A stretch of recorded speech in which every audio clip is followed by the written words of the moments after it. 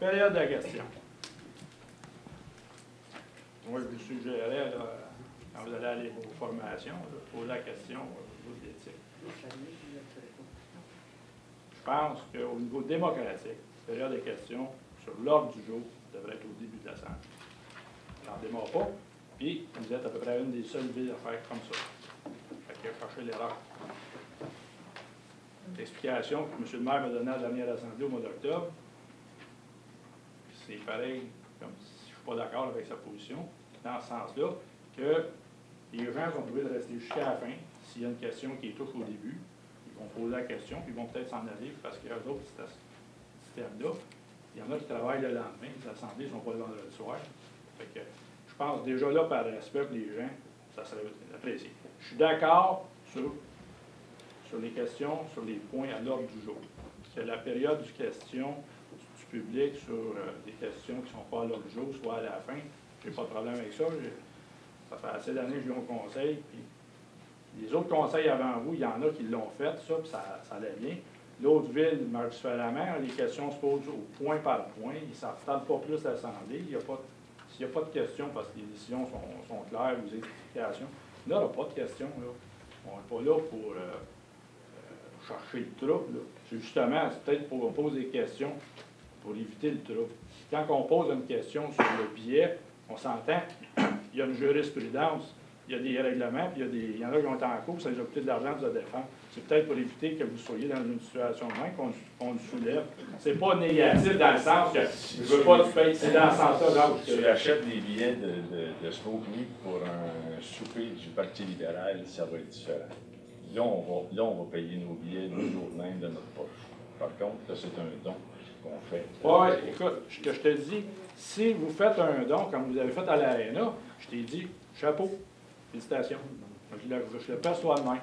Si tu me dis, on a acheté une table, puis on va donner les 10 billets que la Ville a achetés aux gens de la Saint-Vincent-de-Paul pour les donner aux pauvres, je te supporte. Je le fais aux pompiers, j'ai des commanditaires qui achètent une table pour les pompiers, OK?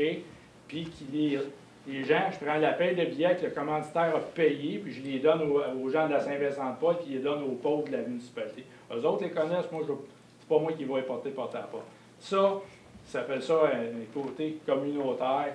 On est bon pour ailleurs. C'est dans ce sens-là que je l'amène. Y a-t-il une question? Oui. La question vient-tu à un moment donné? Oui. Vas-tu revoir la période de questions du public d'abord? La période de questions du public, on l'a établi, on l'a discuté. La période de questions du public va être à la fin de l'Assemblée. Par contre, à chaque fois, si tu as remarqué, ça a été là du début, à chaque fois qu'il y a une intervention du directeur des travaux publics, du directeur des loisirs, du directeur du service d'incendie, du directeur de l'urbanisme, on demandait aux gens s'il y avait des questions sur ce qui venait d'être discuté par ces gens-là. Oui. Ensuite de ça, à la fin de l'Assemblée, c'est là qu'est la période de questions. Oui, mais si tu votes, tu as parlé tantôt d'acheter des lampadaires, des ci, des ça, OK? Moi, je vais juste te poser une question. Comme fournisseur, je vais t'interpeller pour faire un prix dessus. Je te demande de m'inviter sur le prochain achat que vous allez faire. OK? C'est peut-être pas des achats que vous mettez sur SEAO, des affaires de même automatiquement, mais moi, comme commerçant, ça m'intéresse. Là, je pose une autre question. OK? Au niveau des crédits c'est un genre de remboursement pour les agrandissements, là, j'ai posé la question que je voulais poser. C'est depuis quelle année? 2009. C'est depuis 2009. C'est quoi les critères de ce projet-là? On n'a pas suivi. Je ne connais pas tout par cœur, mais je sais que c'est au niveau de l'investissement pour qu'il y ait, ça va par à 100 000, c'est 1000. C'est pas investissement non plus, c'est l'augmentation d'évaluation, je pense. Faut-tu faire ça? Il faut qu'il y ait une demande de fait aussi par le commerce. Ben, c'est parce que ça a l'air méconnu. Honnêtement, moi, j'en ai fait des agrandissements, je n'ai jamais eu d'eau à ça parce que je n'ai jamais fait de demande. Je ne dois pas être le seul. Tu fais des agrandissements où? Ben, je pense que la demande de permis, ce document-là est remis pour que la personne puisse faire sa demande après, quand il y a un agrandissement dans l'autre 100 000. Oui. Ben, je pense qu'on a agrandi une couple d'affaires, mais mais là, si tu dis 2009, tu vas vérifier. Peut-être 2008, 2009, là, pour ça que je demandais à la date, parce que le CLSC, c'est nous autres qui l'agrandit, ça nous appartient pas. Il y a des taxes en arrière. Non, mais je me souviens pas quand. Non, mais tout ça, je voulais savoir depuis quelle date, là, honnêtement, c'était juste tout ça. Mais si c'est un projet c'est parce que comme citoyen, pas bien au courant. Mais si ça peut inciter les gens à faire des agrandissements, vous devriez le.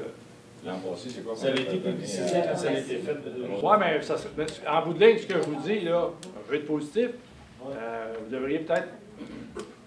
Ça a été publicisé quand on a sorti le programme, là. Ça fait longtemps, là, disons. Ça fait une couple d'années. Un petit refresh, si le programme est encore en vigueur, vous devriez le rafraîchir. Ça peut peut-être aider, surtout que là, ça stagne un peu. Ça pourrait être une belle opportunité de relance. Moi, je vous suggère de le faire parce que ça a l'air bon.